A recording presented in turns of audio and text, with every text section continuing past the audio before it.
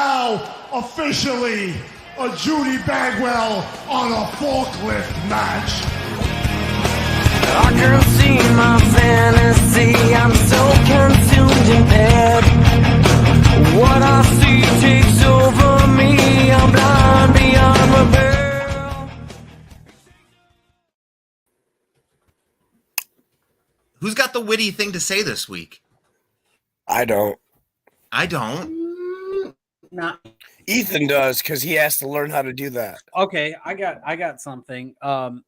So if you people notice, the thing is failure to capitalize, and I was talking to Clint about this earlier, and so I was looking up synonyms because I wanted to give a nod to FTR because that's the only thing that AEW decided to capitalize on last night on Dynamite was continue the momentum of FTR from returning at the pay-per-view. So I was going to say failure to realize because realize is a synonym of capitalize, but it gets a little bit lost in the muddle. Otherwise, they didn't do dick coming off a really good pay-per-view.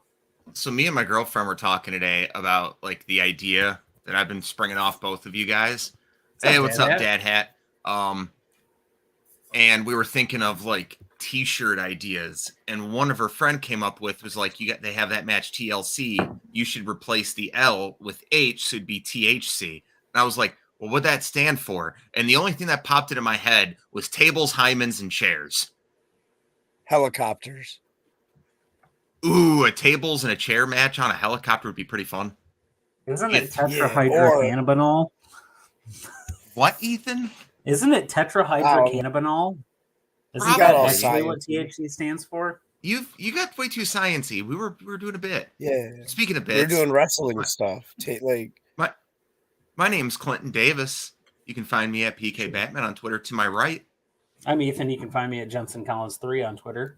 And beneath us, the boss man, the owner of On a Forklift podcast, the 24 Karat Lion, Jeremiah Goldmain.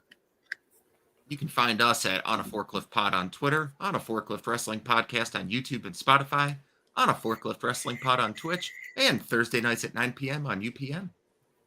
Right before Whose Line Is It Anyway reruns. Oh, God.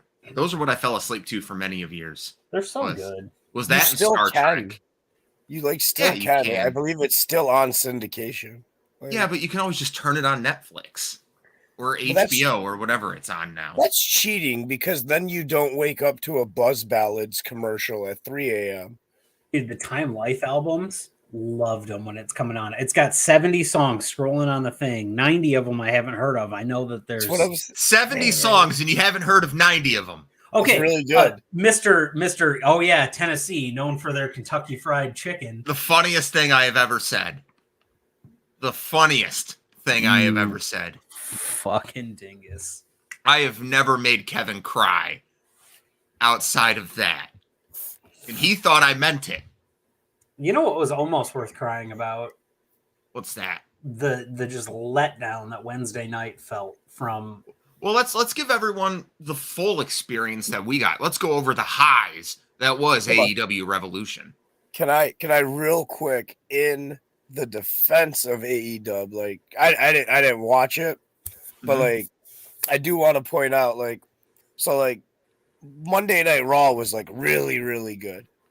Mm-hmm. So I feel like that could be also just adding some biasy there because like good pay-per-view, right? Banger Raw, so you're expecting a huge delivery. Like I don't know. Hold on, we got a big question here. What did you guys think of the JCW March Madness? 2 GCW shows at the Incredible Showboat Hotel, Pro Wrestling Revolver, New Japan 51st Anniversary, New Japan Cup kicked off, DDT, TGPW, and Yokohama. Deadlock Pro Wrestling aired, and that's a lot of other stuff. I can't find anyone else who watches. Do we watch everything? Speaking of everything. Season's greetings, gentlemen. I did catch a bit of Drew Parker's match from GCW over the weekend, so it's worth it. It was his final death match in the U.S. I watched the Viking Del Hinga. I can't pronounce his name to save my life. Yeah, I watched his match. It was phenomenal. He's really good. He's really good. But hey, while we got everyone here, Russ, you weren't a part of it. because you weren't on the show last week. Damn. Fuck you. You know what? He acts like he couldn't have just. You weren't on the show last week, so therefore you were not a part of predictions. But the AEW Revolution results is a 3-way tie. We all got 11 points. We all got 2 matches wrong. How many points would I have had? You would have had 12, so you would have won. Yeah. So I'm going to appeal really quickly to the owner of the show, Jeremiah here.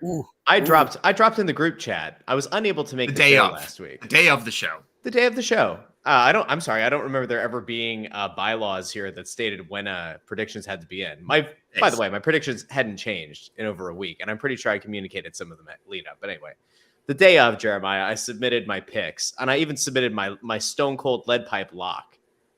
Now, I'm not looking for the win here. I'll take the 1-point penalty. I'll make it a 4-way tie.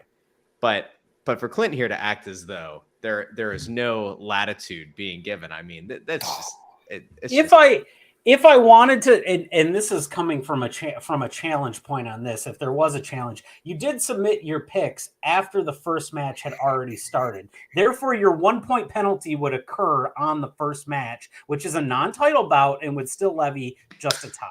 Which I also was wrong on anyway.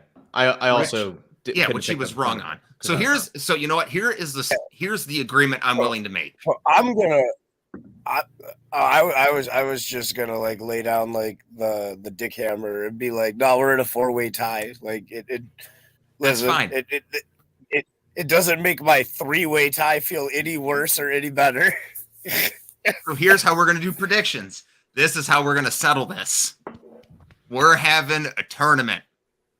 Both nights of WrestleMania, we're gonna all make predictions for. Night 1 will be me and Russ going at it, and Ethan and Jeremiah going at it. And the winners of both of those nights, their predictions move on to night 2 to determine a champion. Do we have an agreement there? But then you should have the losers go at it, because then you get a third place. I was about to say the same thing. Though. See, this is the bottom. This is the bottom of the screen. We're in lockstep here. This is good. Do we have an agreement? Is that how we're going to do Mania? I think everyone must be present for picks on that Thursday night. Okay. I'll be here. I'll be here. Now, I do think that as a secondary thing, this is like an unofficial. This isn't. That's a day before FU. Hold on. Let me clear this up. Jeremiah, we can record this ahead of time and upload it Thursday morning. We will record the Tuesday night after the final Raw. I do think that as like a secondary thing that we put no weight in at all. We do it almost like soccer or hockey rankings where you give points. So even if like the first night, say like I get my doors blown off, right? Mm-hmm. And it's like horrific, but then I murder night 2, that we still keep track of the overall points off on the side. And it doesn't matter because in the bracket style, you know, you got to put up or shut up, but it would be nice to kind of track those as well. Just throwing it out there. Just throwing it out there, you know. Deal. Okay. Everyone scissor in the middle. Ready? Hold on. Wait. There it is. There we go. Yep. All right. Everyone's scissoring in the middle. All right. We are in an agreement. Yeah.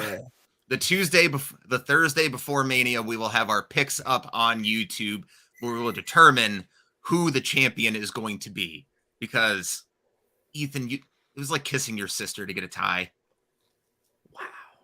My sister would absolutely beat the dog shit out of you. I know she would. Wow. Man. But let's talk Revolution. The Revolution. Oh, God. It's come back. You know what? I blame the ass boys. I still want to throw that out there. I blame the ass boys for being unpickable in that match. And them winning. Yet I picked them. Yeah, that makes it worse. Like, because like you had faith in the ass boys. I didn't have faith in the ass boys. I had a lack of faith in booking in the booking for that match. However, now that we see where that's going, it makes a little bit more sense. So I'm not as upset about the way that it shook out. I'd rather have the Acclaimed versus FTR. I think you could get that down the line. Interesting thing. I don't know if you guys saw this, if you listened to it or not, but so Dax on his podcast said this week that the reports of them signing of FTR signing a long-term deal were not true. He didn't out and out deny it. He said he's not going to confirm it or deny it, but said that they had not made a decision.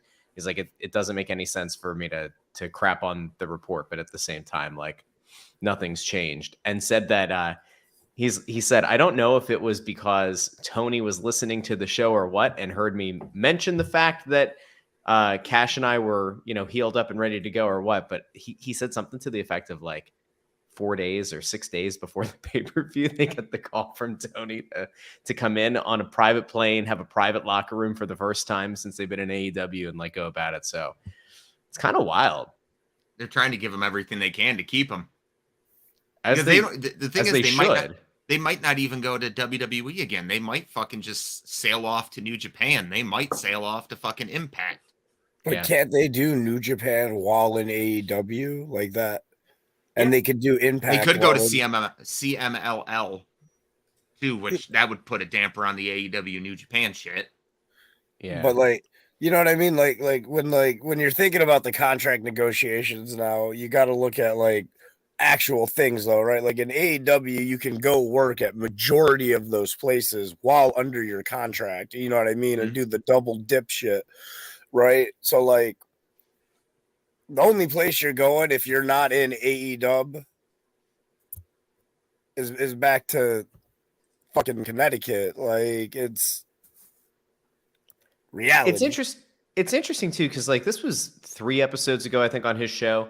He said something about the fact that like it was always kind of misinterpreted that they were totally Hunter guys, and that I don't remember the full details at this point, but like that was kind of a misconception that was out there, which I thought was also interesting. He did say, though, that when they make the decision, it's about happiness, and then noted that like AEW gives him a really family-friendly schedule. He gets to go do TV and then fly right home.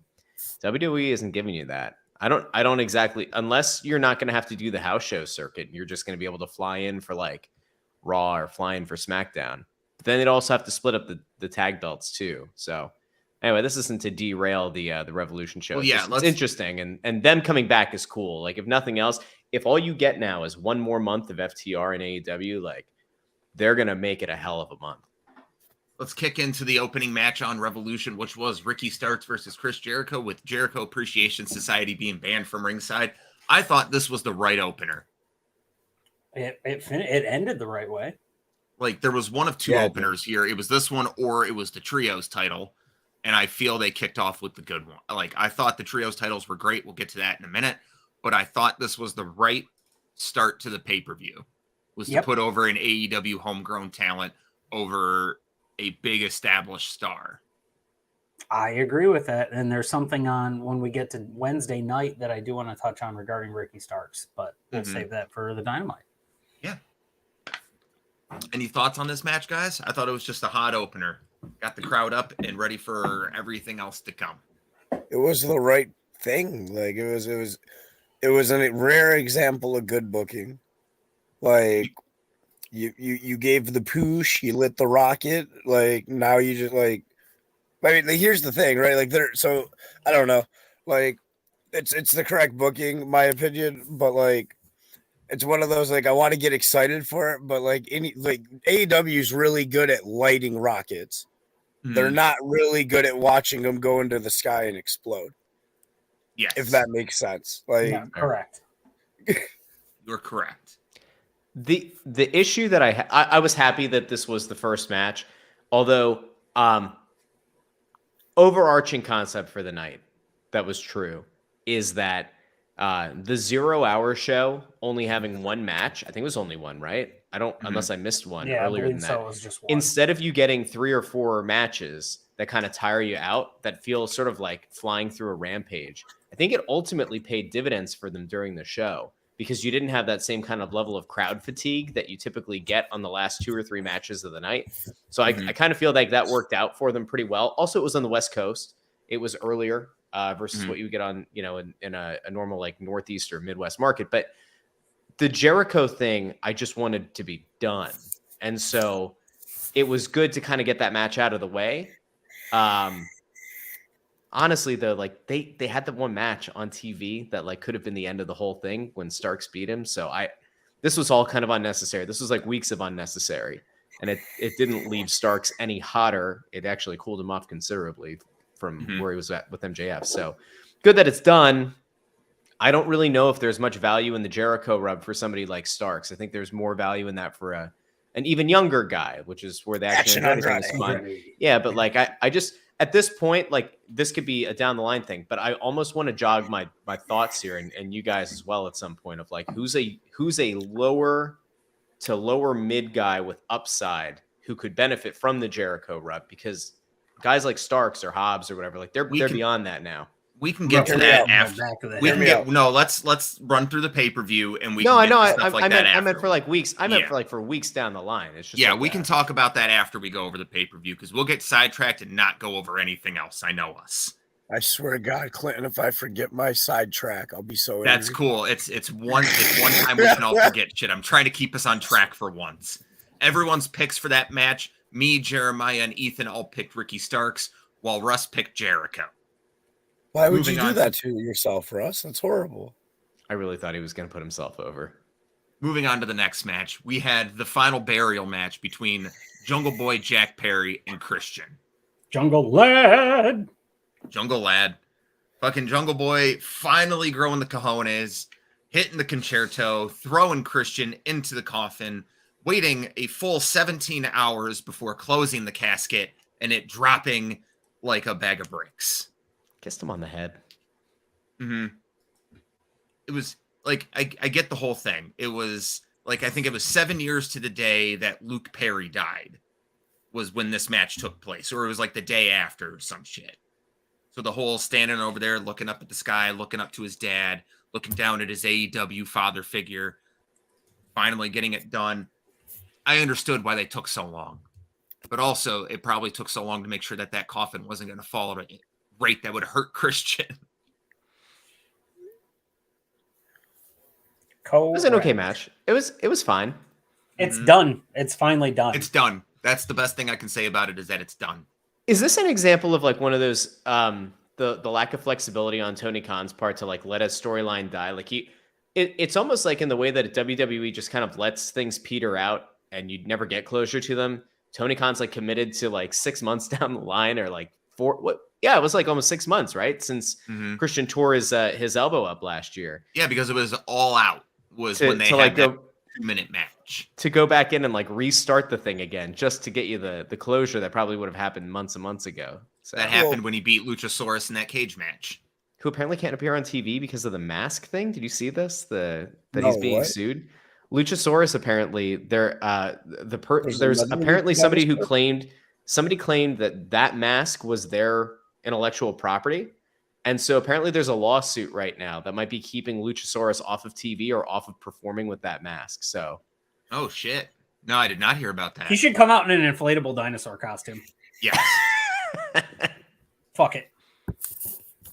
Fuck, give me 1 second here. It does make you wonder though, because like him not being part of it after being one of the three pieces of the whole thing between those two is strange. I think Tony just likes to like it's he likes to do the opposite of what like the Fed does, but like B, when they have something that's good that like people like he likes, you know what I mean? He wants to run that through instead. I don't hate it. Like you get closure. Like it's not like a story. Like I wanted closure for it. I wanted it earlier though, like months ago. Yeah. So everyone's picks for that match. We all had Jack Perry. Good job on everyone. Next match. The Goderator. Is LT here? Yes. Oh, is he redeeming Big Papa Puffs? No. He's subscribed for 10 months. Thank you, buddy. We love you. Damn, right. That's a commitment. The next match on the card was the House of Black versus the Elite for the Trios Championships. And what I believe, like there were 3 really, really, really good matches on this card, and this was one of them. Mm-hmm. I'm going to watch that clip of Buddy Matthews kneeing the shit out of Nick Jackson for the rest of my life.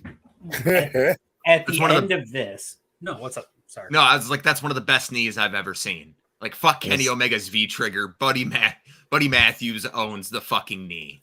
That's amazing. We're at the end of this match, and I'm sitting in my living room, and I'm on the edge of my fucking recliner, and I'm like, They're not going to do. I said, don't fucking put them away. They're going through that whole process at the end, and the Bucks are outside the ring. Everybody's in the ring. Malachi's, he's right there. He's getting ready to finish it off. Brody and Buddy get pulled out of the ring, and I'm like, the motherfuckers they're going to put themselves over again. And then that little extra 2 minutes made that thing so much better for me. I love that. That was so good. As we all know, my favorite match stipulation that isn't a specialty is a trios match. And this was phenomenal. I loved every second of this match. The fucking whole Malachi and Kenny sitting down and just doing the thing at each other. That was great. Buddy Matthews getting some time to shine. Brody King just being a whole murder fuck machine. Like Julia Hart being integral. Julia Hart being great as a fucking valet for them. Eating that V trigger, that was good. Eating the shit out of it. There was one thing that initially upset me about this match, and then I got over it really quickly. Mm-hmm. All these times that you watch Brody, and not this match, but traditionally, Brody has not only shown that he's got the ability to be the big bruiser, but like he's shown the quickness that you don't expect. And in this match, he didn't really show that. They kind of turned him into more of a plodding big man, which at first I was like, well, this is kind of dumb. Like you're hindering what he can do. And then I thought about it a little bit more, and it's like, well, comparatively, when you're in there with Buddy who can fly at 1,000,000 miles an hour and Kenny who can do that and the Bucks who can do it, it almost makes more sense to make him this kind of like menacing change of pace guy. And he was just like, you guys know me. I love the House of Black. I did not want them to go after the trios titles when they came back. I wanted each of these guys to get an individual run. Malachi at the top, and maybe Brody going after the All Atlantic, and Buddy going after the TNT.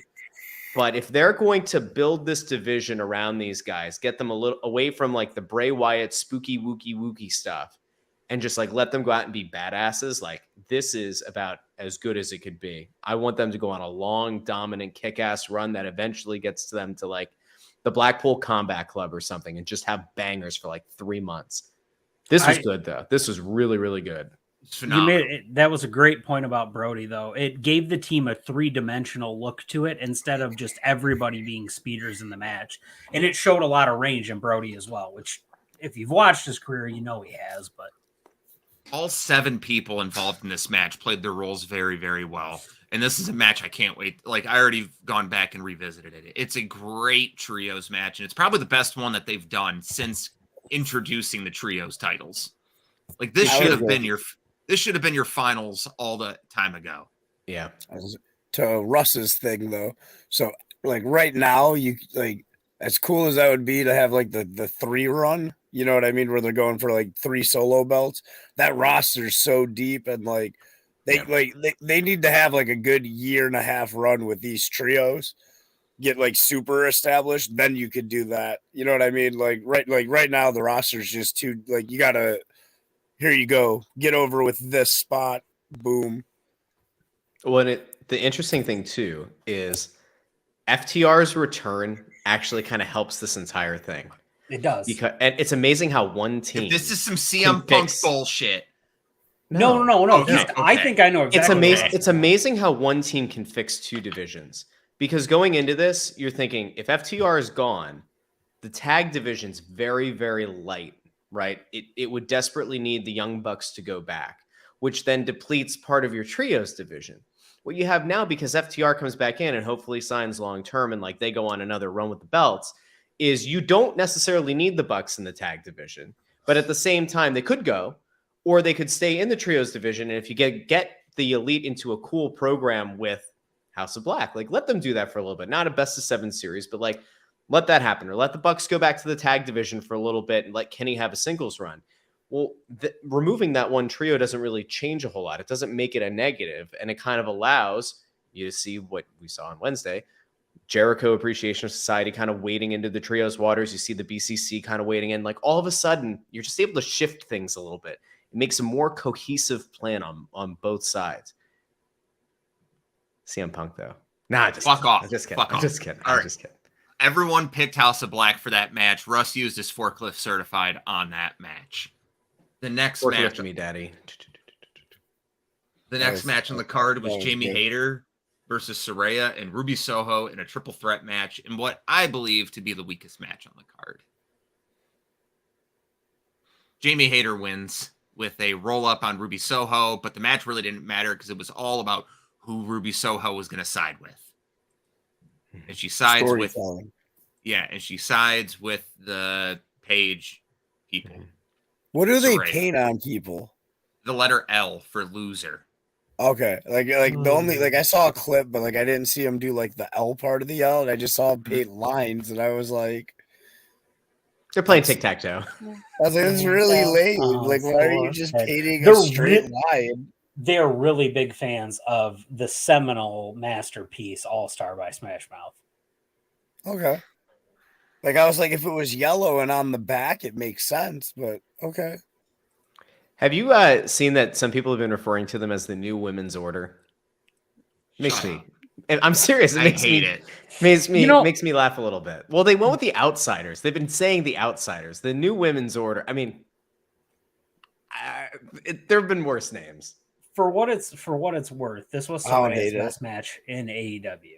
It's not hard to be because the other two were really not good, but this was her best match, and it helps when you put her in there with two safe workers and two good workers as well. I really have nothing else to add on to this match or the segment afterwards. I think the women's division needs help. We can get to that once we get to the sole women's match on International Women's Day this past Wednesday. We'll get to that. But everyone for this match, I believe we all picked Jamie Hayter. Yes, and Ethan used his forklift certified on Jamie Hayter. Did anybody miss Jade Cargill being on this pay-per-view? Yes, I did. We can get to that later. We can get to that later. I missed Jade. I really did. The next match was my personal pick for match of the night. Hangman Adam Page versus Jon Moxley, Texas Death. I loved it. I loved every second. This match was so brutal and violent and bloody, and they kept using more and more shit that I didn't even think of, and I loved every fucking second of it. So far, my match of the year. And I love the ode at the end when he hangs fucking Moxley.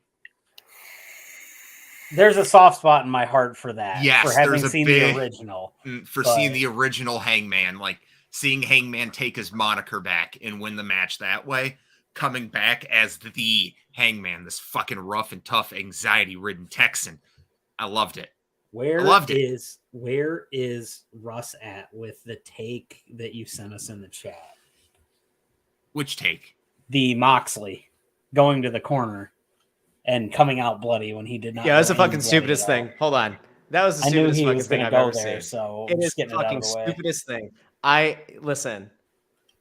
At this point, the amount of cuts that Moxley's taken, the amount of scar tissue he has, he should have a couple of spots on his face that you whack and it busts him open, right? I don't know how the fuck this guy doesn't have it, but if you're going to do this kind of match, great skincare routine. Yeah, that's it. Neutrogena. He's a Neutrogena guy. If you're going to do this kind of match, right? Under no circumstances can you have Hangman wrap his hand in barbed wire, which is stupid, but wrap his hand in barbed wire and then scratch it across your head, right? He's flossing your head. No blood. Nary a scratch, nary a mark. Hangman puts him in the corner, starts stomping him, walks away. I'm like, he's going to fucking blade. Walks away. The ref starts to walk away. The camera pans away. Ooh, what's Mox doing? And then they do a cutaway, and you can see the little thing.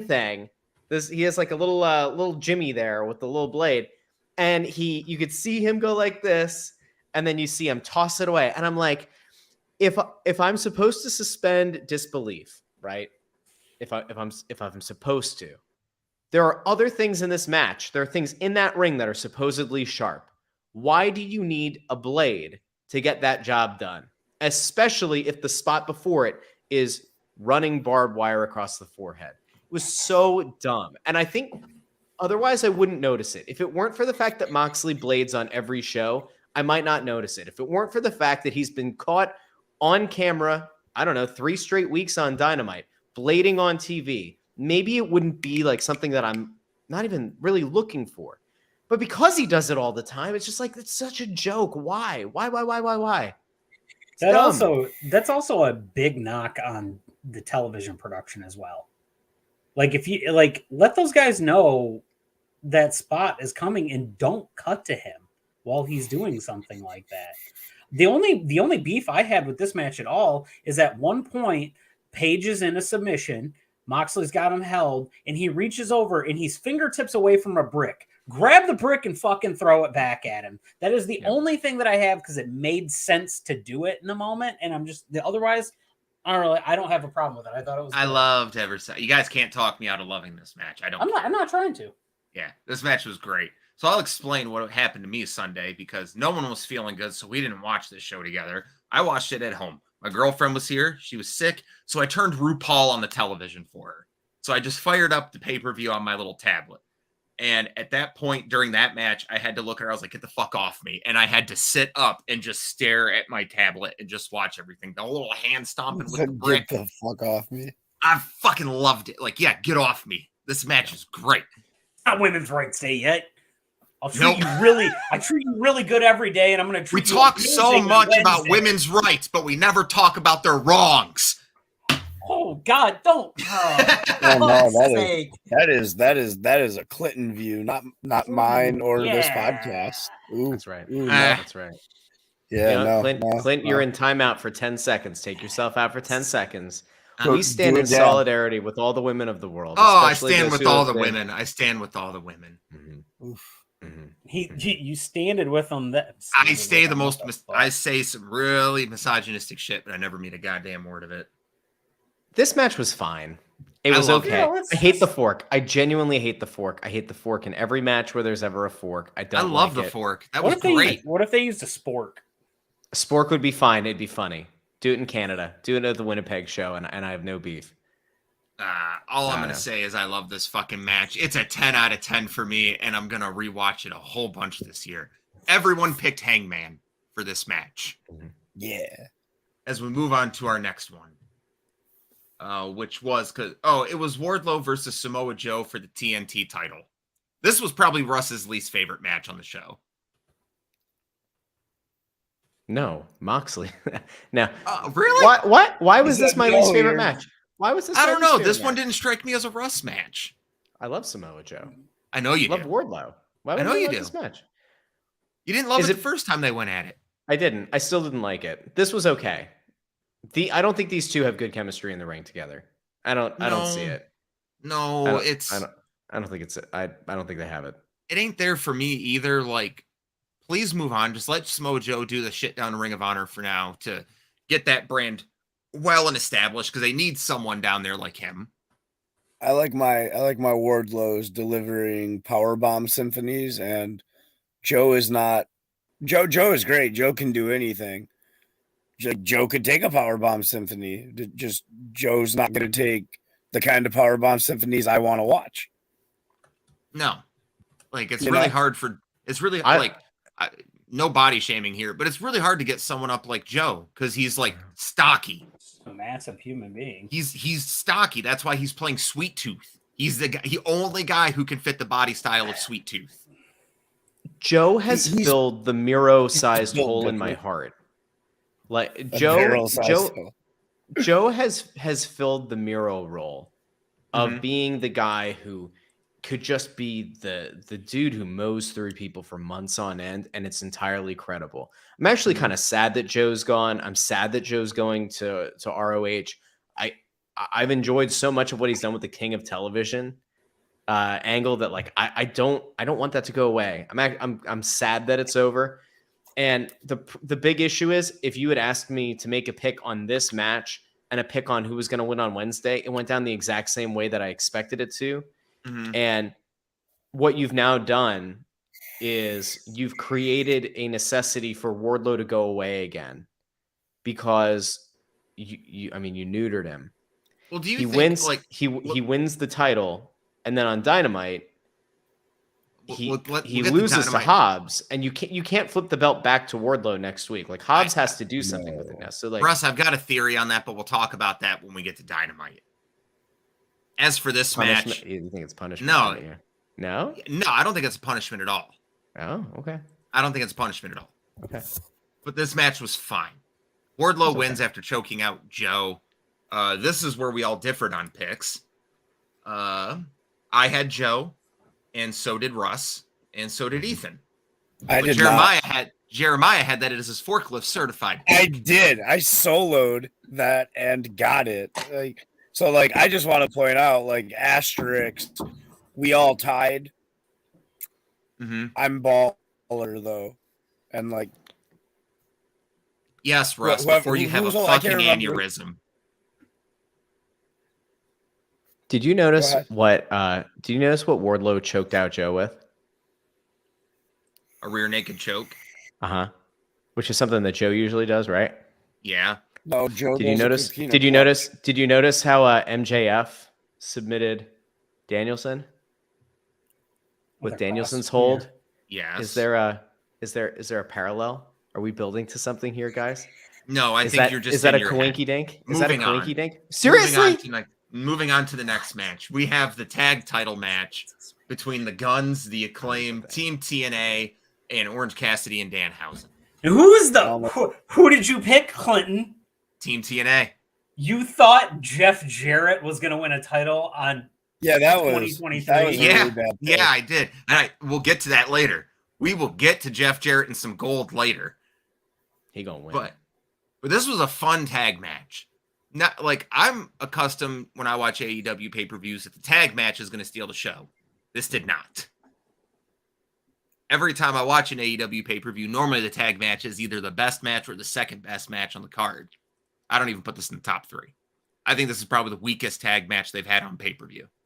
Well, so like in a lot of those tag matches that you're referring to in yesteryear, Mm-hmm.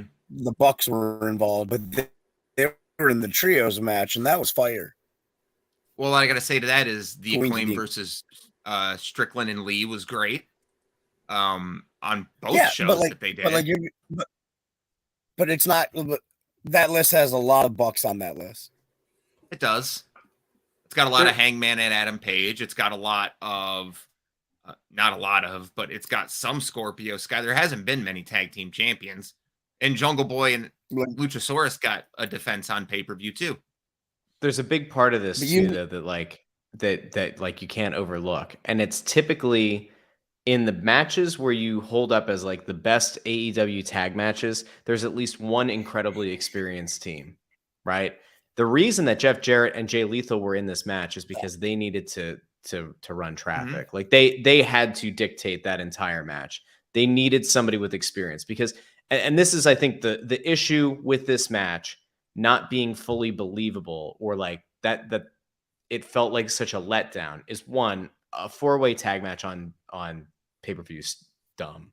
It just doesn't make sense. But the only truly experienced tag team you had in that match was Jeff Jarrett and Jay Lethal, who were not tag team wrestlers. So their psychology and their ability to kind of structure the match was good. It was critical. It was absolutely needed. But like, I'm not sure who I would have made the 4th team, but it highlighted why Cassidy and Danhausen were not that team. Like I think they needed one other more experienced team. It didn't have to be one that, like, Butcher and Blade, I know that they're not like necessarily pay-per-view caliber to some, but like there's a little bit more experience there. I think that probably would have made the match a little bit better. I like them a lot. So They're really good, and they could be pay-per-view quality guys. They just haven't had a push that has, like, you know what I mean? Like, the only thing that makes a dude like pay-per-view quality is a correct run of pushes, like, realistically. Well, we've already covered the FTR. No, you're good. You're good. No, you're good. We've already covered the FTR bit extensively. What was that, buddy?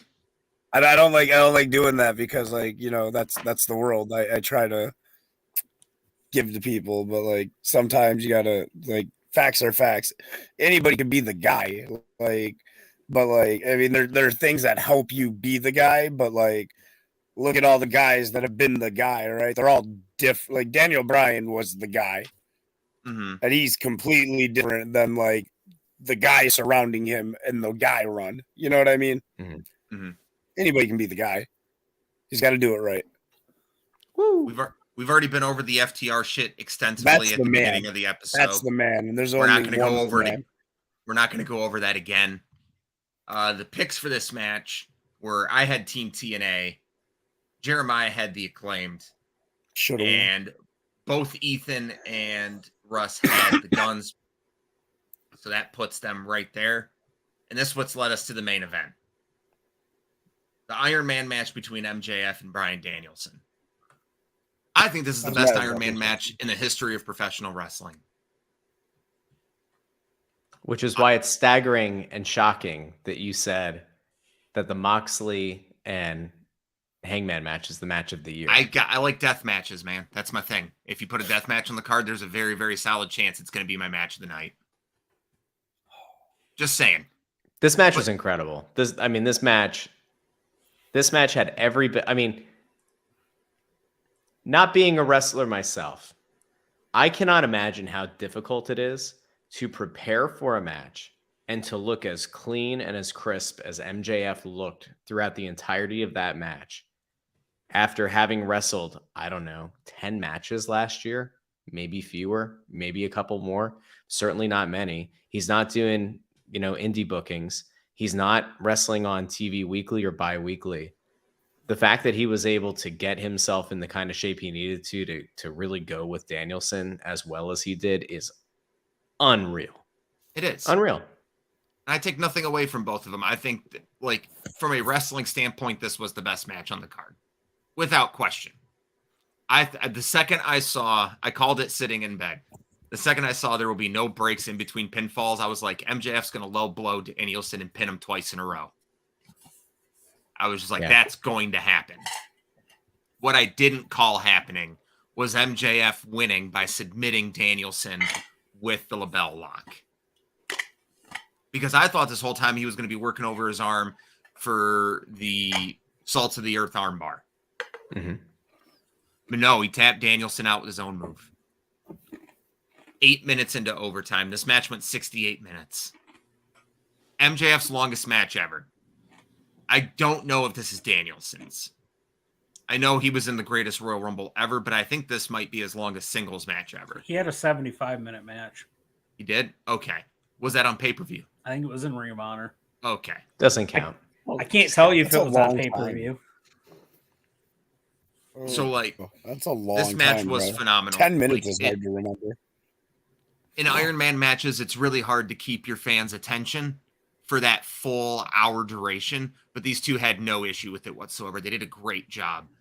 It didn't slow down a bit. There was the controversy with MJF throwing the drink on the kid. We all thought it was a plant. It was not a plant. Yeah. Yeah, so heel work there. I'm not for that. I'm not, especially to kids. You want to do that to an adult, fine, but leave kids alone at a show. For what it's worth, AEW warns you before when you go to the show. Yeah. It says, whatever it says, and it says you may be involved in the show. But they you got to have be a little careful. warning and shit. It's But the careful. Don't you dare. Oh, this is. I'll them go right. kids. This Fuck is them a total kids. bitch. I agree. I agree. This is a bitch take. No, it's not a bitch Come take on. because I'm gonna just say it right then and there. He didn't know what was in that drink. Who the fuck cares? Here's the thing: be a responsible parent. All right. If you're gonna take your kid, to a show, all right, and you're in the front row, I have to assume that you know what the show is.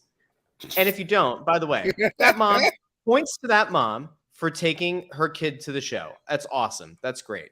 So that's fun parenting. And if she doesn't watch wrestling, she took her son because she was she wanted to do something cool and have a special moment with her son. That's awesome. Good on her. Good on the kid. You have to be aware of what's going on. And if that was straight vodka, which some reports said it was, first of all, it's a nice big vodka by that lady. Very nice. It's also at the end of the show, maybe not the best idea to go down a full cup of tequila before you hit the road with your kid in the car. I'm just saying. What if her husband was driving? I didn't see her husband. Was her husband there? Apparently, her and her husband were both there because they all three got taken backstage. Well, good on all. Hear me out. Hear me out real quick. Clint. All right. So I didn't see this, right? But I'm going to assume that MJF didn't just grab this lady's vodka and was like, I don't like this child. and just threw vodka on him, right? Like, I'm going to assume. Oh no, that's almost That's exactly what What happened. he did. That's No, wait a minute. exactly what happened. That's exactly This what he kid, did. pause. This kid didn't yell anything. This kid didn't. No, trash he was talk. sitting there with his hood No, up. the I'm kid talking- looked like he was I'm actually like about to fall asleep. Like he Oh, looked like it was no, a long night of you know what? wrestling. Let me reenact All right, this. hear me I'm out. the I have- mom. MJF's hand comes over, does this. Now I'm the kid. Here's the kid's POV. Just fucking launched everything in the cup at him. And, well, He you launched it across. and then he- I thought he launched it like across the kid's torso, but still. But Well, yeah, no, that small is child. when you're like it's not like he did this. No, it is that That is exactly what he did. 100%. Oh, You so, just like, explained it. I had this whole spiel, like, listen, man, you got to learn every once in a while there are consequences to your actions. But no, if he was just like chilling, no, okay, yeah, no. Kind of, you know what? Actually, no, I'm kind of now with Clinton on this one. Like, that's really like a dick move. I'll be right Like, back. Keep talking about how I'm right, Jeremiah. I got you. Like, hold up. Like, that changes a lot. Like, if the kid didn't yell at him, no, that's if I actually took my that's kids, kind of if I took my kids that's to an kind of AEW assault. show, Like, oh that's- my god, like that- come on. oh no, pause. No. Oh my god. All right. somebody Russ. gets the gavel out. It's court. All right, Russ. So you're just chilling. I don't know, Yeah. anywhere, not bothering anyone, and then all of a sudden someone just comes up and throws a big gulp of vodka in your face. All right, like hold on, and then I'm I gonna knew go. it was vodka. No, hold on, it don't matter, Russ. No, that's assault. Well, you know, Jeremiah, actually, Actually, well, then- assault. then Shamu owes me some money And because if when you I have was a like good 7 years lawyer, old, I that's sat in the assault front row and of providing SeaWorld, alcohol and to a minor. that fat orca jumped up out of the water, landed, and I got soaked in the front row. And I didn't get to go backstage and meet the penguins. They all right? have So- seats there that designate what's a splash zone. You brought that on I yourself. was like 4. How was I supposed to be held responsible Your for parents leaving? sat you there. The Your blame is on your parents. parents.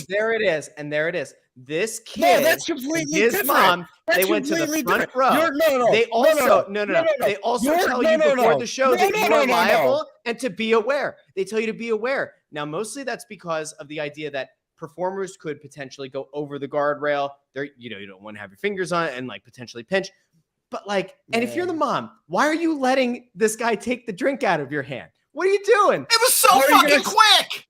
Have you seen how ripped he is? First of all, how's she gonna stop him? Secondly, what do you mean? She was in shock more than. All right, hear me out. First of all, your bad experience with Shamu is completely different than this kid sitting in a chair not telling MJF you suck or anything, and then just getting assaulted by a big gulp of vodka. I'm Assault of the earth. just saying that is Assault of the completely earth. different. He is the assault of the earth at this point, and that needs to be a shirt. Wow. Wow. That's It's good. just all But it no, is that's- it's a hand. It's a hand with a cup and water coming out, and just a behind 3/4 shot of that kid, and it just says "assault of the earth." That's All right, all. somebody it's, get on that. Somebody get on that design Like- right now. like, I bet you my man got a unlimited Pro Wrestling Tees gift card. He's probably going to all the Jacksonville Jaguar games forever. guaranteed. Like, Yeah. He's going to the that's assault. Sacramento show. He got to go to the Like, Sacramento as- show this past Wednesday. He apparently As they gave someone- the family money or something too.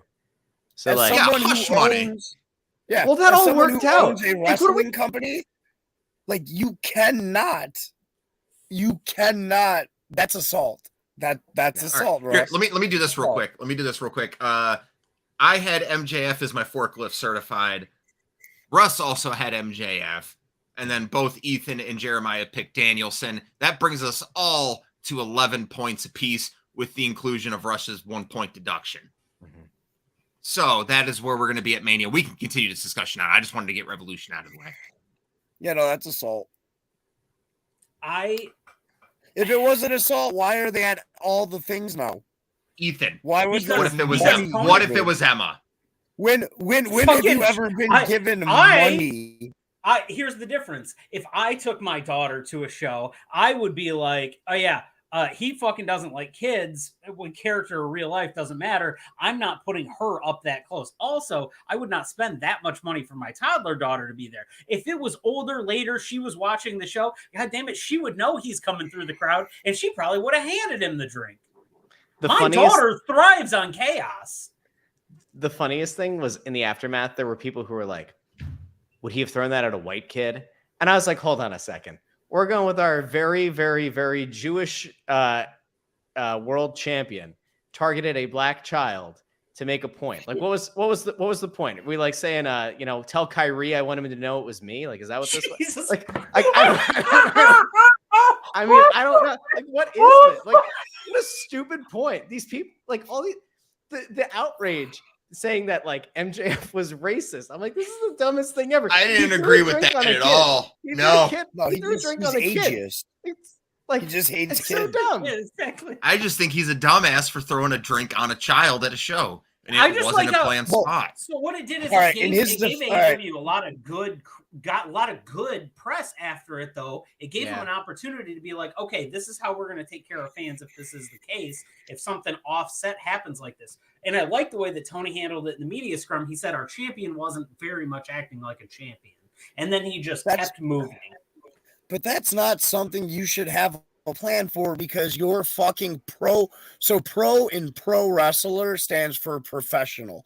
So you're fucking like, bro, like, listen, there's bits where, like, if that fan was yelling at you, again, the argument of, hey man, welcome to reality. You're not like, I'm allowed to react. You know what I mean? Every action has a equal and opposite reaction. But if you're just sitting there minding your goddamn business because you spent money to enjoy a product, no matter how you want to sit there, dog. Some kids like to fucking put their knees in their hoodies and be quiet. And so maybe he's out. I don't know, man. I don't know this kid's life. You know what I mean? But there's, in today's day and age, just let someone sit, right? Like, I know. I bring a child to a show and he gets weapons thrown at him, kicked at him, whatever. Yeah, and he got a free Jeremiah Goldmain plushie, because you know what, that could have been assault. Yeah, that was actually a weapon though. That wasn't a drink. By the way, I'll go to bat for MJF one more time. Vodka burns, and you can like. Okay, I'm just saying, okay, hold on. Assault. If I'm him, and I'm just like on a whim, I'm gonna throw a drink at a kid, right?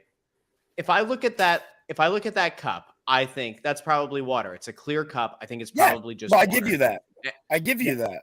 If MJF had grabbed a beer bottle or a pounder of like Coors Light out of the lady's hand and dumped it on the kid's head, I'd 100% be with you guys. I'd be like, that is totally fucked up. The optics are bad.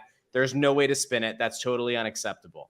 But if the thought here was, and you know how it is, like, you guys want to say like it was a really quick thing, the mom couldn't have reacted, then like, all right, I could see the thought that like it was water. I don't necessarily think that he would have grabbed a mojito that clearly looked like a mojito or a, you know what I mean? So water, I'm with toss you, water, whatever. But you know, that's not my argument. My argument is you interact like you. All right, so as a performer, right? Like there's a whole front row of motherfuckers. You see them all the time. There's like 5 that are always in the front row of every AEW show. You know what I mean?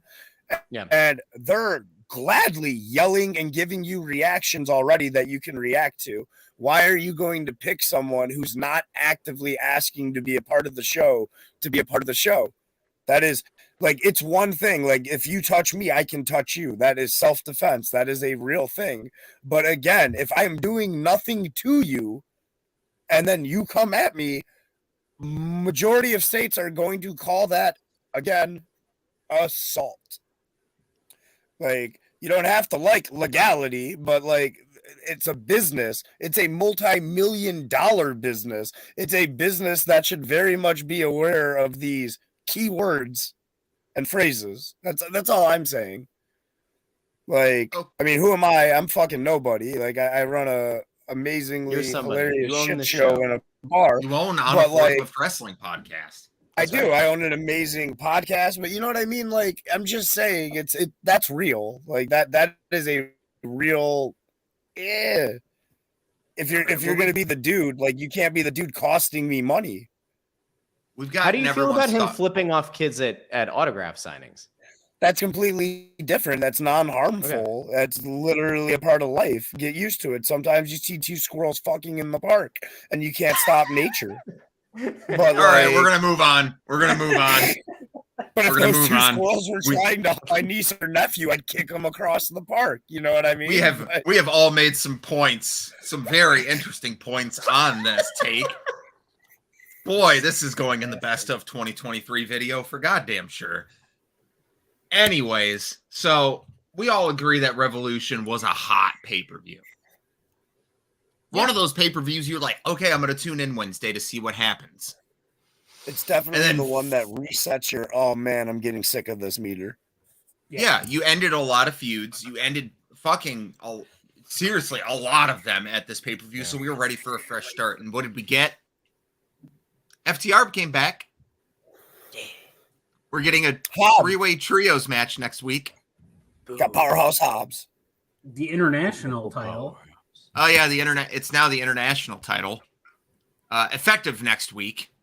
We're very excited. We're very excited about the international title. It's been the All-Atlantic title. The All-Atlantic has been a great title. And we're going to be working with Shazam. And Shazam's a really great thing. And we love Shazam. Shazam's a great thing. It's part of a Warner Brothers Properties and the Warner Brothers Discovery. And we love Warner Brothers Discovery. We have a great relationship with Warner Discovery. And so we're going to level this up. We're going to level it up. We're going to take the title, the All-Atlantic title. We're going to level it up next week in Winnipeg. Winnipeg, that's up in Canada. There's Manitoba up there. You know what else is from Manitoba? Actually, it was no Calgary, Alberta. It was Chris Benoit, but that doesn't matter. And anyway, so we got the international title, and the international title is a great title. And we love it. And we love Warner Bros. And so now let's go to Shazam.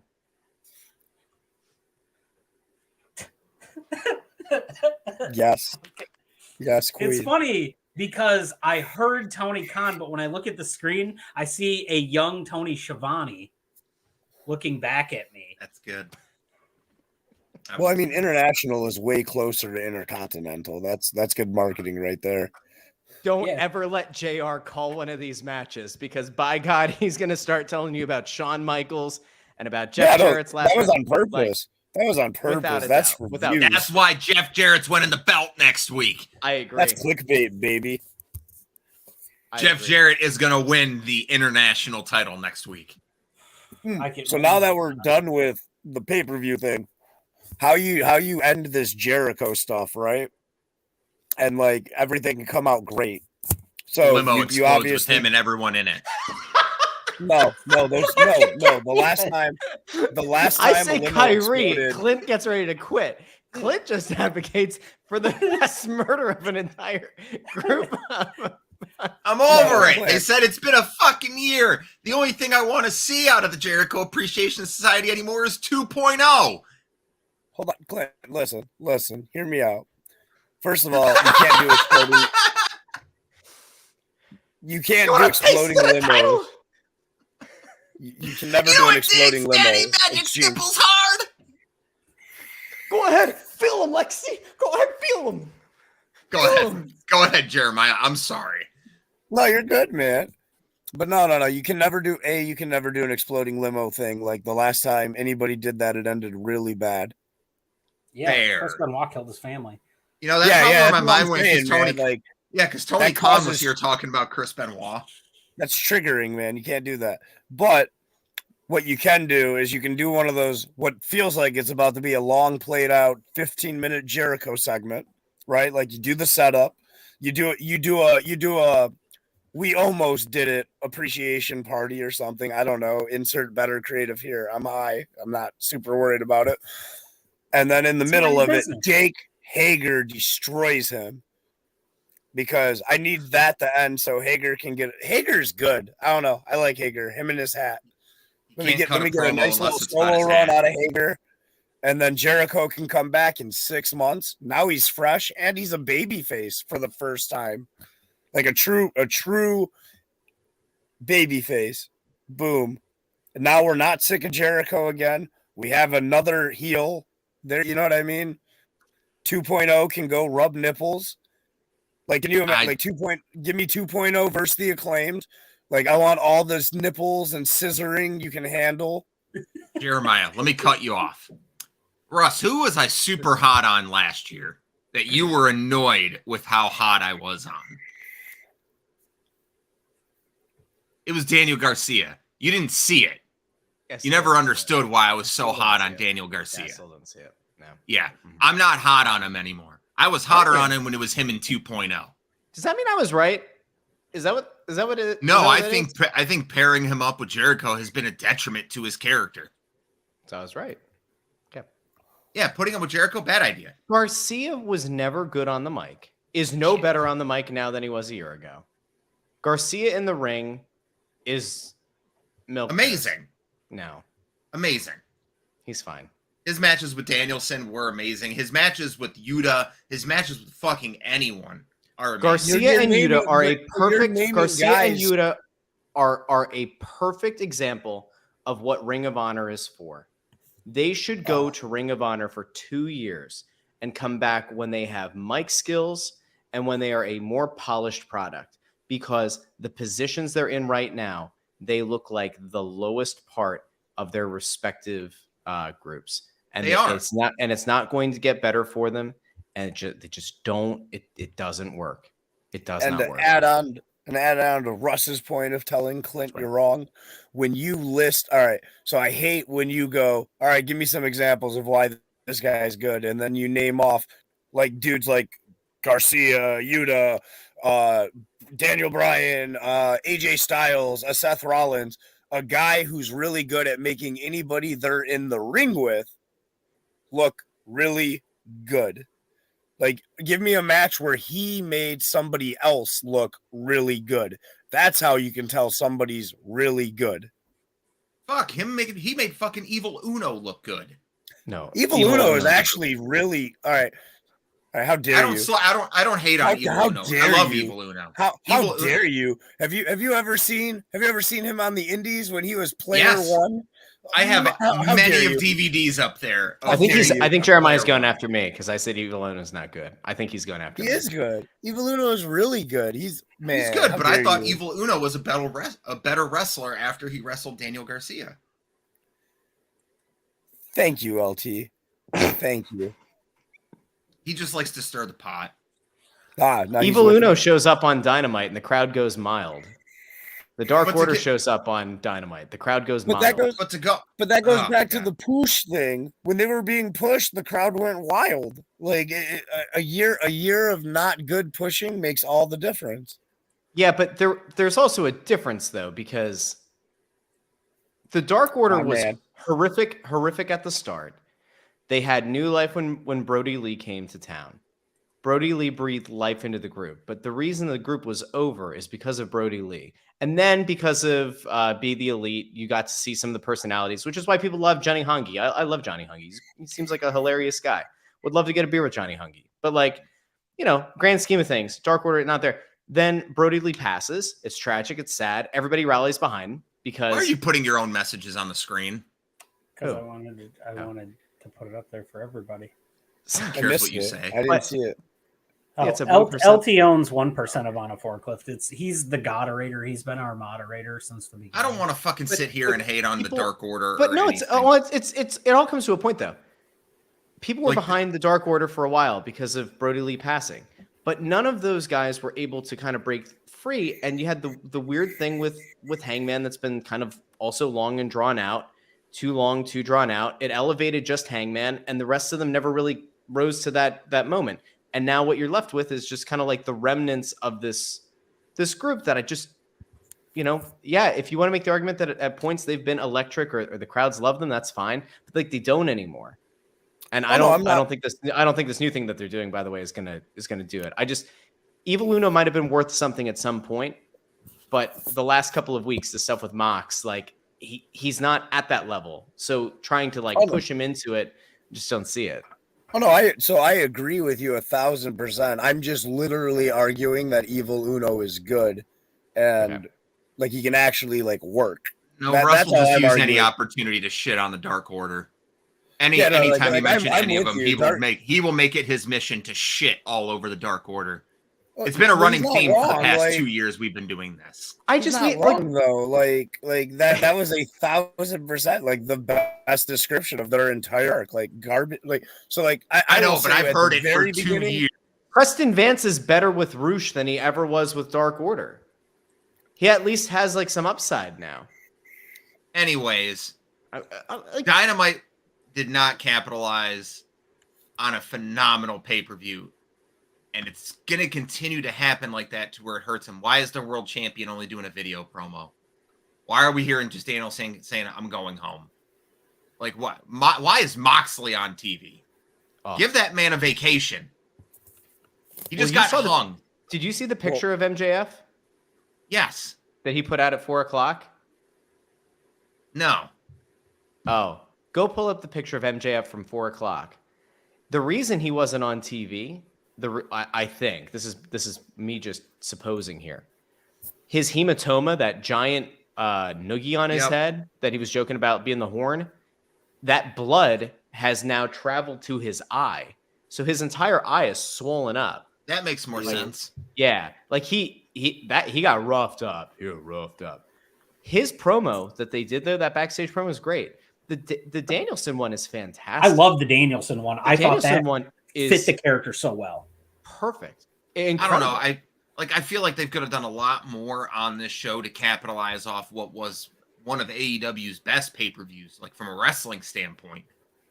Like you took what pay-per-view. What would you have done differently? Like give like one thing that you're like, because there has to be something that you're like, I wish they would have done X. Like what is X? Which storyline? Which guy would you have had on the show? Like what would you have booked differently for this dynamite? Russ.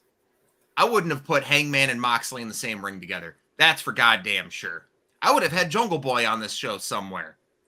I wouldn't have had Ricky Starks get his ass beat by Juice Robinson. You know, a guy who is known for dark, who doesn't have a win on AEW television. This is a point I wanted to bring up, though. I think this is moving. I think Ricky's going to be in the G1 this year.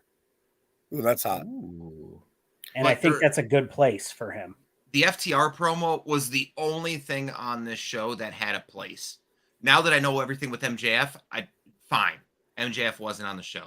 But everything else, like even the TNT title match, to get to my point that I made earlier in the show, I think Wardlow just wanted to be off TV again after his car got jacked. Because we don't fucking know him as a person, really. He could be fucking mortified from this. That his car got fucking broken into, his shit got stolen. That is scary. Yeah, so maybe Wardlow wasn't going to drop the title. Maybe he was going to drop the title, but maybe Wardlow just didn't want to be on TV right now with everything going on. The only counterpoint to that is it's a little bit different because it was the week before. He was on Busted Open before the pay-per-view and talked about the importance of getting himself back to being as over as he was before. And like, yeah, I would assume that it sucks and it's traumatic to get robbed or have your car robbed. But at the same time, like if your mindset has been to try to rebuild yourself, I don't know. I feel like this was always set up for Hobbs, who was going to win it. So let's go back. So let's go back to 2020 when it was Sonya Deville and Mandy Rose. And Sonya Deville had everything happen, and they changed the complete thing at SummerSlam to where it was going to be hair versus hair, to where WWE was like, you probably don't want to cut your hair because you're going to have to go into trial for this shit. And she just said, like, fine, just write me off television.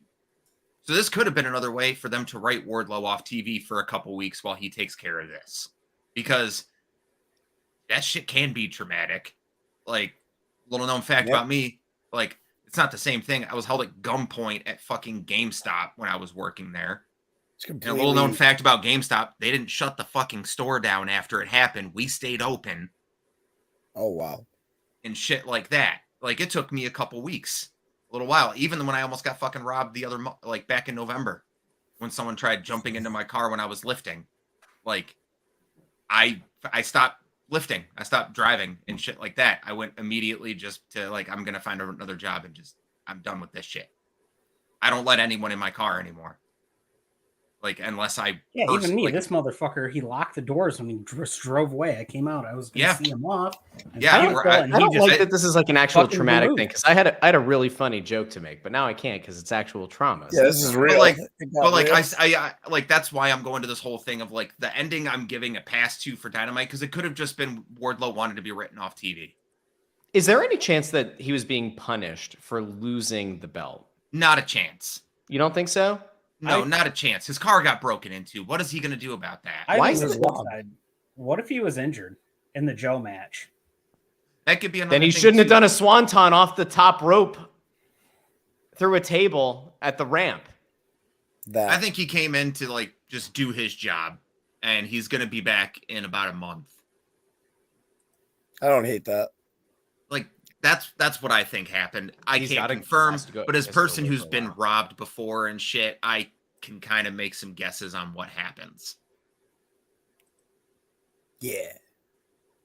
Not to be serious and bring the mood down. Well, you did. Oh, you're good. Hobbs is going to be an interesting one to watch, because it feels like his entire build back up was trying to be. I'm with him. Make the joke, pussy. No, make the joke. Maybe. I just want to know, did the guy get the extra quarter that you wouldn't give him for his original Xbox game he was trying to trade in at the time? Or, you know what? Let me ask LT, is it okay if I talk about GameStop now that neither of us are there? That company is no, it's fine. Don't worry about it. It doesn't matter. No, because it was straight up. The guy got caught like 3 minutes later, because I'll tell you off cam. I don't know if I'm legal. I don't know if I'm allowed. Yeah, don't put yourself in peril and get Jeremiah sued, since he owns the show. Yeah, please do not. And LT, he's 1% owner. Like, don't do that. Hobbs is going to be interesting. Like, it'll be interesting to see like what they end up doing with him. Now, what I'm not excited for is them pairing him up with QT Marshall. I'm not fucking excited about that. I don't know. They could do something. They could do something together that's okay. The big thing is that QT can't be tied at the hip to him. If QT's there strategically, like, I don't know what this QTV thing is, right? Like they did the promo for it on Rampage, I think, like a week ago or 2 weeks ago, and like that's clearly a QT thing. If they're going to lean into that, and like QT was a one-off, and like now he's just going to kind of be on the periphery to help Hobbs if Hobbs needs it, versus like be tied at the hip to him like Stokely is with some of his guys, then I think it's totally fine. If next week Hobbs comes out and like QT's trying to be Hobbs's mouthpiece, I don't want that. Hobbs did all these like Book of Hobbs promos where he's talking about the struggle of like growing up and like getting out of a bad situation and all that. And like, it was weird because on one hand, he wanted to act like a heel, but the story was like more of a baby face kind of like, you know, I rose out of this thing. He wins it in front of the home crowd. Like, I think the crowd actually kind of popped for Hobbs like he was a baby face because he won the title in front of the home crowd. You know, the people weren't behind Wardlow the way that I think the company kind of expected them to be. It was, I don't know, but they had a good match. I thought the match was actually okay for being a, you know, no rules nonsense kind of thing. Nah. But was there anything else you guys wanted to talk about tonight? Yeah, well, I do want to talk about something. What? Maya. Yeah. Let's talk about this. This got updated. It did. So, that is not what I agreed to. I want to point out, you guys were there. I agreed to me versus Breyer, and then Breyer one-upped that and said he would put one arm behind his back. And now instead of that, he gave himself 3 extra arms. Yeah, he gave himself 3 extra arms. And fun fact, now I have to. All right. So you all love me. Like, I mean, the audience loves me. Majority of like fans love me. I'm very lovable, right? Like, yeah, I do some bad things, but like in a cute, cheeky way that you're like, aw, you know, at the end, and like, what a scamp. I'm like a Sour Patch Kid, right? Like, I'm a Sour Patch Kid. First we're sour, and then we're sweet, and then, you know, like, you love me, and then give me lots of money, diabetes, and brandy, right? Yeah. But like, ooh, speaking of diabetes, wrestlers don't, like, I don't know, like, I don't have a lot of friends in the wrestling. They have business associates, but like not at Horror Slam. So like that's a So Breyer just kind of like tied an arm behind my back, and that's some shit. But like that's Breyer shit. Like you expect that.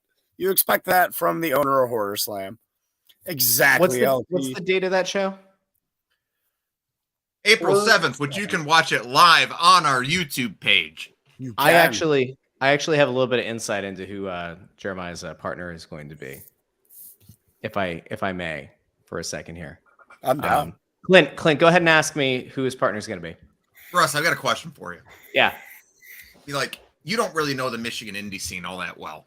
Mm-hmm. Like the most you know about it is from us. Mm-hmm. Who do you think Jeremiah's partner is going to be on April 7th at Death of the Easter Bunny? Well, that's a really great question. It's a really great question. It's a question that everyone's really excited about. And we have a really exciting announcement coming. The announcement's going to be coming in about a month. And when it comes, it's going to be a great time. Because one thing you have to understand about Michigan is it has like a glove. And gloves are good. And mittens are also good. And we love mittens. We love gloves.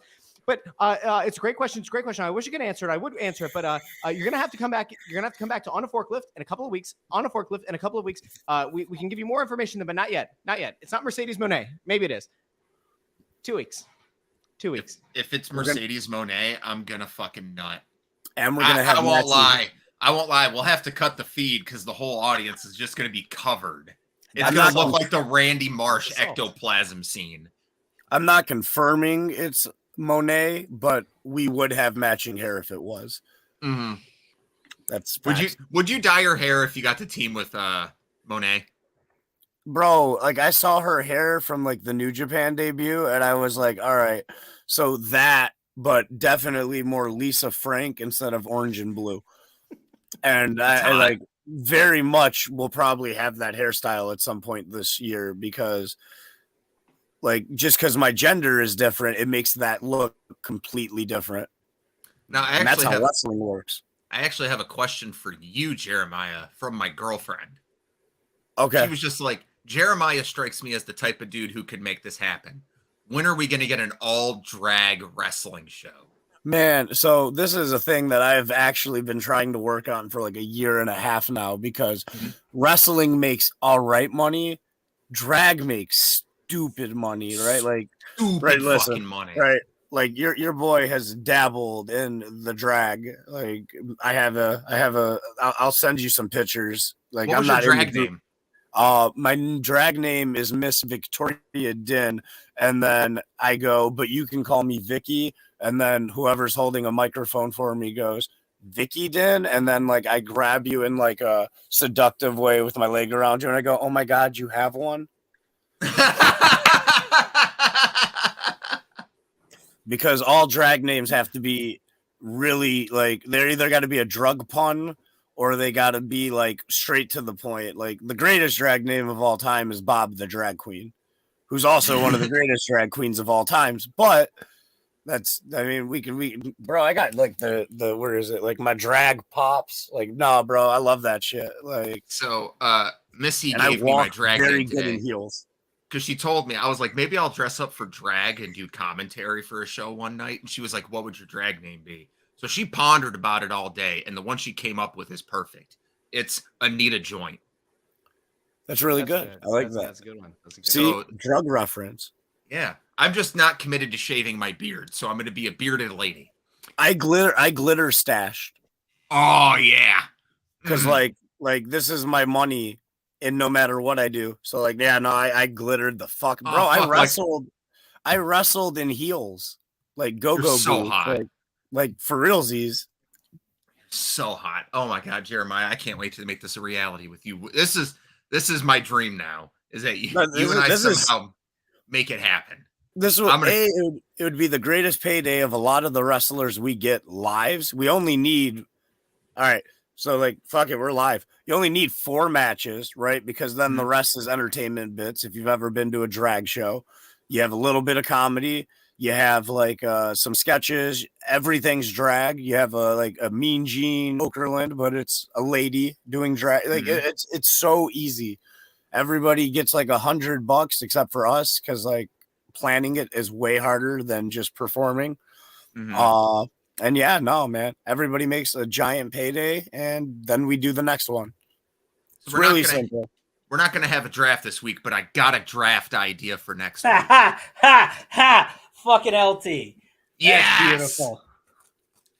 Oh shit! Yeah, we have a mystery box. Yeah, he Yeah, doesn't know what's in the box. This package is great. today. Like I don't We have know. no exactly idea what's what in it, but Jeremiah wants to open it I live. do. It could be a bomb or it could be a flex. That could be both, technically. The FBI. The FBI I would flex raids on if a I had forklift. one. Wow, that's a nice tape pull. Some ASMR action on Anybody it. ever tell you that you'd be really good at waxing? It's a shoebox. A box inside of a box. It's So Air it's Jordans shoes. from the Young Bucks. It's a shoebox, right? It's Nike. I don't know if you can see that on the I camera. saw the Supreme on there on the side, or is Yeah, yeah, it is. It's Supreme Nikes. Yeah.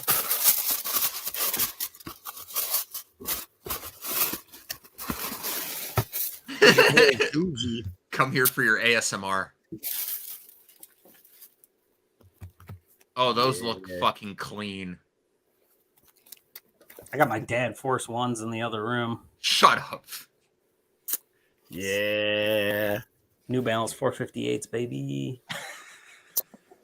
What? You gotta love unboxing hot drop shoes. It's awesome. I don't know, man. Up until last year, I bought the same pair of Vans for 11 years in a row. Always did the checkered Vans. Yeah, he Yeah, would but- go to the store, put his Vans in a box, walk to the counter, buy them again, walk out with them, never Yep. actually get new shoes. I just wanted to give That's Vans easy. $50 more for every year that I had them. Yep, I know LT's a DC man. Hey, LT, go to DC right now. They have a bunch of their clearances 50% off. Also, DC makes my favorite house shoe. It's like I don't know what the hell the style is. They're like a slipper, but like you They're can on wear them sale outside. right now. They're But I only wear them $27 as a house pair. shoes. I don't like DC because James Gunn killed the Snyderverse. Suicide Squad is the best comic book movie ever made. And I'm talking about the James Gunn one. I love that movie. Suicide Squad. I'd still say Watchmen, but It's insensitive to say that. You know, the Suicide Squad, they weren't very bad heels. You never saw them throw a tequila drink on a child. That's assault, don't you know? Damn it! I was gonna say that.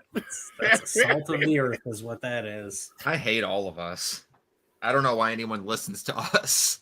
Man, Because Well, we're cheeky. and Listen, if clever. all the people get off the stream, I guess that makes the four people here The Last of Us. Huh? The Last of Us. You get it? I can't make fun of The Last of Us. It's the best TV show I've seen in a long time. I wish I could watch an episode without crying. Oh.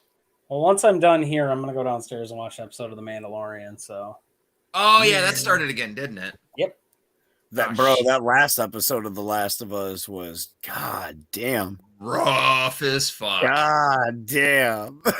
Like I've only seen 2 episodes and they're like I'm like, wow, both of these could win awards. It was Stay tuned for mine and Jeremiah's full 9-hour-long podcast breakdown of the Last of Us TV show. Like, listen, I've only seen 2 episodes, but both of these could win awards. Like, I'm not The episode semi spoilers. The gay episode, All right, hon. Go ahead.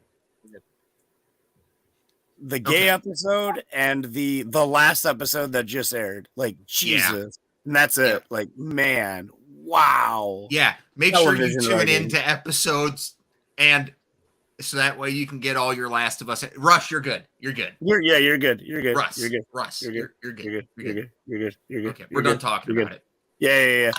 Yeah. Oh man, fuck. I fucking love that show. I also got to catch up on Picard because that started and I forgot. South Park started too. I forgot about that shit. Although I've had the itch to play the fractured butthole again. Dog, they're 4 episodes in, and like all 4 of the South Park episodes have been bangers. God damn it. Just more TV for me to watch. Exhausting. And I still got to finish Wulong right before I'm- Resident Evil 4 comes out. You know what? How has nobody done a dubbing of the drink getting thrown on that kid? I don't know, With, but hey, oh my God, they killed Kenny. hey, You Russ, bastards. hey, Russ, to rip a Band-Aid off that I ripped off last year. Remember when we talked about WWE 2K22 and how I bought the deluxe edition? to get it 3 days. And I called you a stupid idiot. I did it again. I was just watching Clarkson's Farm. Oh, so good. Season two, so good. Clarkson's Farm is such a good show, a wholesome show. Yes. So, Clint, you bought the deluxe edition again. That's a bold move, considering that last year's game wasn't very good. I want a refund. It was very good. No. It was so good. I'll tell you what. The one thing I'm looking forward to in it had GM mode light. In AEW Take Forever is that I just look forward to a game being easy to play. 2K22 was just... Russ, shut up. Big shout out to Two Dudes with Attitudes Pod for following us. Russ, continue. Nope, I'm done. I'm out. I'm done. You hurt me. I gotta cut you off sometimes. We have people that fucking follow us and pay to watch us that we gotta shout out. Yeah, no, but it had GM mode light. Like, it wasn't... So here's the issue. If it was a good GM mode, you wouldn't go look for a PS2 to get the good GM mode. We have 5 new general managers added to this game that you can play as. More match types. Including NXT is now a brand and WCW is now a brand in this game that you get to run GM mode for. To just rip that. So you can have war games in WCW. I'm just going to let you know that NXT was a part of GM mode last year. NXT 2.0. Oh, OG NXT? NXT. Black and gold? You have 2.0 and regular. 2.0 superior. Fuck yes. Oh! Hey, J-Fam, what up, buddy? Fuck, do we need to start going live at 10? J-Fan, that's exactly right. It takes too long to try to get the hang of it. It's too much. It didn't take me long because I've been playing them forever. I even played 2K20. In fact, I still have it. Here we go. Where's that? He's gonna show this you. This is legitimately turning into like when Trevor used to like go grab the Funko Pops or whatever off the wall. Like, I bought this shit. I bought the fucking 2K22 collector's edition. Why? Oh, the 2K20 because I didn't know it was gonna be bad. But also, it came with a whole bunch of SmackDown memorabilia, and so that you kept in the box. Yeah, I keep everything in the box. Oh man, take the stuff out of the box and live a little. I would have lost all that stuff by now. It came with a piece of the ring from when Brock Lesnar slammed the Big Show. That's kind of cool. Hang that up. Like, why is that in the? Like, yeah, why is that not? Because I have an apartment and like I hang some things up, but I don't hang everything up. Get one of these. All right, you get one of these guys. All right, I have these because I'm gonna be hanging some stuff in my office here. But like, get one of these guys. You pop it on, and then it's a little pull down. You don't like piss off the landlord or whatever. Like, what are you doing? To be fair, Reed, putting it back the 2K22 one didn't come with one either. It just had the normal editions. I think they're doing away with those. And then the other thing was an autograph from Edge when he cashed in Money in the Bank. That should be on the wall too. What are you doing? Did he sign that like the day he cashed it in? That would be This is when he cashed in it in 2007. So I think that was the Undertaker. Who was the guy that you said was featured on that one? Who was that? This is tentatively. Edge. This is my. This the guy that Christian carried. The guy that Christian carried in that tag team. Okay. Yeah, Gigi Jacobs. There's my boy. The signed Gigi. That's my big. No, but I gotta buy. I'm gonna get another cabinet to put there, and then I'm gonna start putting more of this shit on display. Gigi making some waves there, fighting in a death match on Friday night in Sterling Heights, and then making a statement as well to Jeremiah and For Us Wrestling with a tweet. Wait, he made a statement at me? Not at you, but in regards to being I was like, man, I got too many issues going on in my own I love Gigi. I don't want that smoke. No. I don't believe that was it at all. Going back and finding the exact tweet. Good. It is. I returned to FU Wrestling on March 31st, and I'm planning on leaving everyone saying, "Oh shit!" by the time the night ends. Ooh! I love Gigi. I can't wait. But also, I'm super stoked because I might be going to this tomorrow. However, with the weather we're gonna have again, probably not. But I was gonna go watch Mark Ross in that fucking got that dog in a match. Dog, you should go because I'm gonna be there. It all depends on the roads, man. And then I can give you some flyers. Try to be there. Because I got flyers for the fort. Bro, I went and flyered the fuck out of Garden City today. Look, One of us Ethan, will be there. if you're going, I'll drive over to your house after work if you're Okay. driving to the show. Yeah, I should be. I'm gonna try. I definitely want to go down there because I want to catch that match, and then let's pop them for a minute. We can pop Metro Pro. Yeah, So- absolutely can. Papa's eye. Russ, I love that you're here. I know we're in a feud somewhat, but Are we? Okay, guess so so. It's only it's only a feud. If, I like, love both how people Clint's like, win. are we? Like, it's only a feud if was both news. people win. It's only a What? rivalry if both people are capable of winning, and like we know I keep beating you. that's not true. Damn. Hey, That's just not true. I'm sorry. Oh, he's gonna pull out the fake belt. That's the fake The real belt. The real belt that I No, took that's the off of fake belt. you. No, that's fake news. You went No, I out took- and bought an imitation belt, and it's sad. You know, it's sad. No, because right now I'm the quiz sad. champion. Are you though? Yeah, Are you though? I don't know about Yeah. that. but When it's are up we on our doing that? YouTube page. When are we doing that cartoon quiz? Or did I miss it? I'm still I'm trying to find a way that me and Jord can both make it work, but the only day he can do it is on Saturdays, and I work open to close on Saturdays now. I was like, So man, did stream I it miss from work. What are you doing? I'm a runner, so I run Where's shit the out to commit- people's cars. Do it on your phone. Get a What What kind of GoPro. nonsense? It's 2023, Clint. All Get a right? GoPro. You know. Russ, I work in a dispensary. I can't live stream from a dispensary. Then you sure aren't running, are you? That's true. All right. Illegal. all right. However, So I'm gonna run Russ, down. I'm ready the to ma- defend this one against you at any time, buddy. Anytime. Easy. He's not dead. I talked He's to him pretty- 4 days ago. 3 times last week, wasn't it? Yeah. All right, to run down the Metro Pro card, this is in no particular order, and as always, card is subject to change, including one of these that I know changed, so I have the update for it, even though the graphic's not there. I'm not going to put these on the screen. So we have Road to Redemption is the name of the event. Fatal four-way match for the GPW Heavyweight Championship. Percy Drews, Jesse V, Marcus Porter, and Ace Evans. This is a huge opportunity for Black Platinum Marcus Porter to make a statement in Metro Pro Wrestling and for Grizzly Pro Wrestling as well. There it is. Look at it. Look at it. Look at it. Look at it. Oh, Marcus Hands. Ray Larson will be in the house. We have the MPW Tag Team Championship, Top Gun and Tanner Nix versus the Saint Brothers.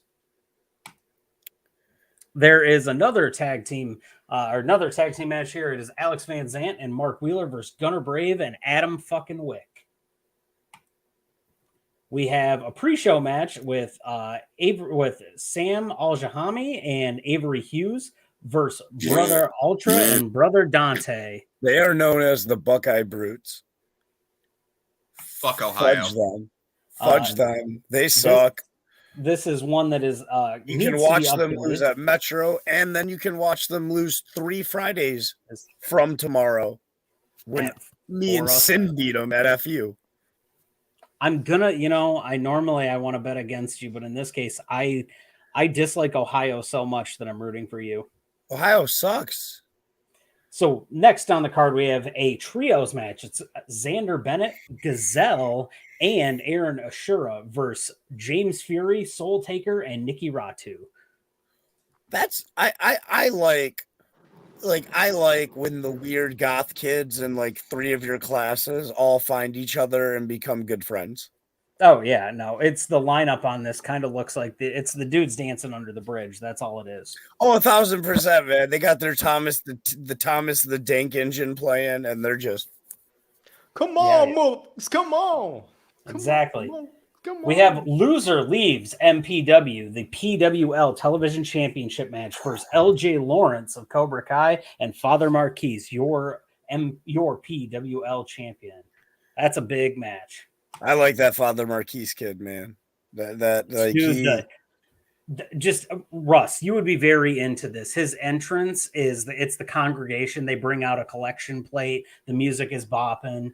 It's a modern day James Brown kind of vibe. but then the Who's this kid's again? really good also. It's Father Marquise. Father Marquise. He's actually like YouTube him. He's really good. We have I'm a big LJ Lawrence fan. Are you? Yeah. Are you for realsies? What do you mean why would I lie? I don't know. It's just kind of hurtful.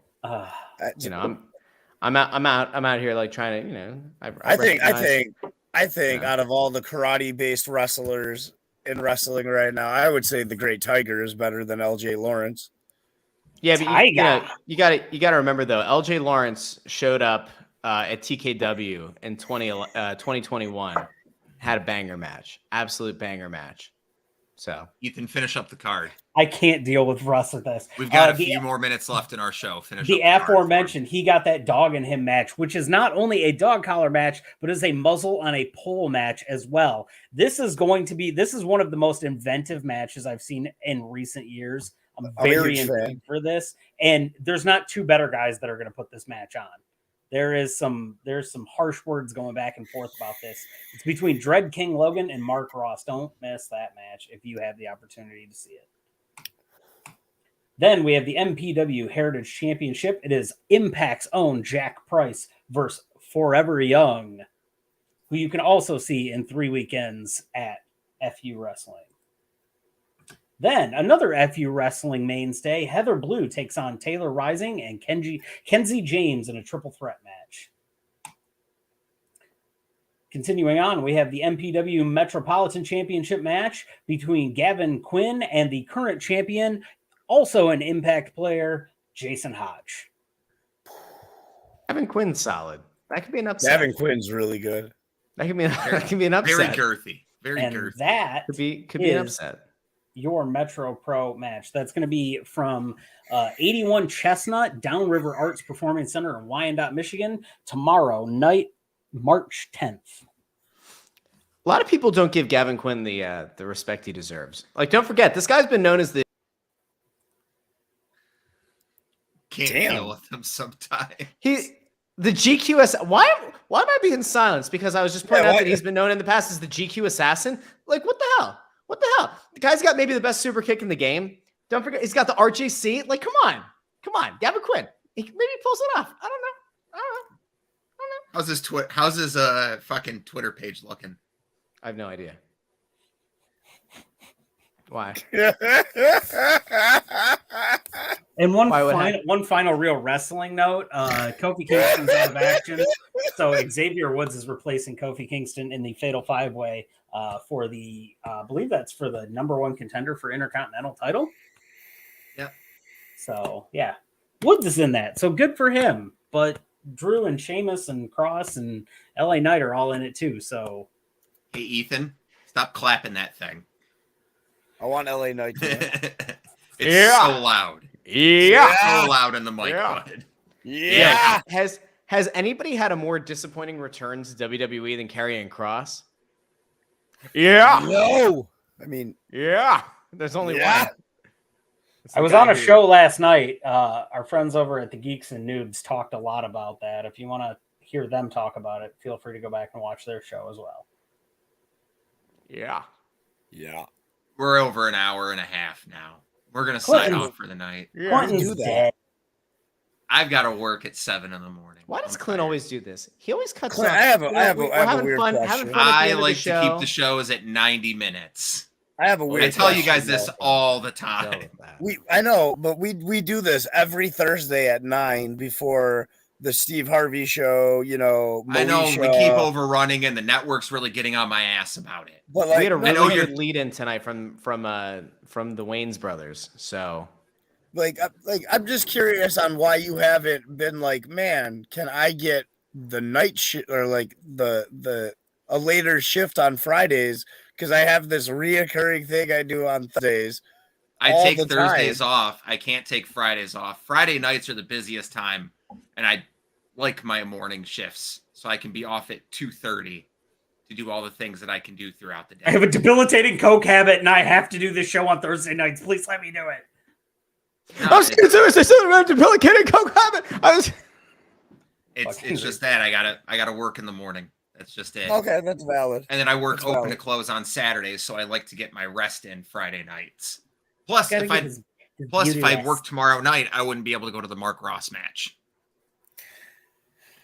Dog, that's going to be really good, man. Like, I work Friday nights. I can't go to FU Wrestling. Well, no, you would take that off.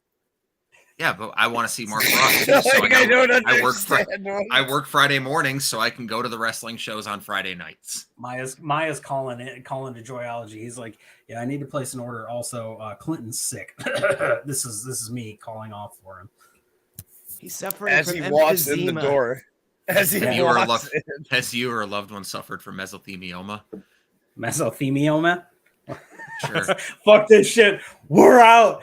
Oh God. Okay, Anyway, let's run through all of the shit. Next to me, that's Clinton Davis. I'm the Penis King. You can find him at PK Batman on Twitter. I'm Ethan. Yes. You can find me at Jensen Collins 3. Russ down here. I don't know if you want us to pop you at Joy on Broad or It's Just Wrestling. That's fine. You can do that though. We'll add it onto the banner. There's some stuff on the horizon, gents. Some stuff on the horizon. I'm surprised you didn't green screen your new logo in behind you. No, I mean, what kind of a vain asshole would have possibly ever...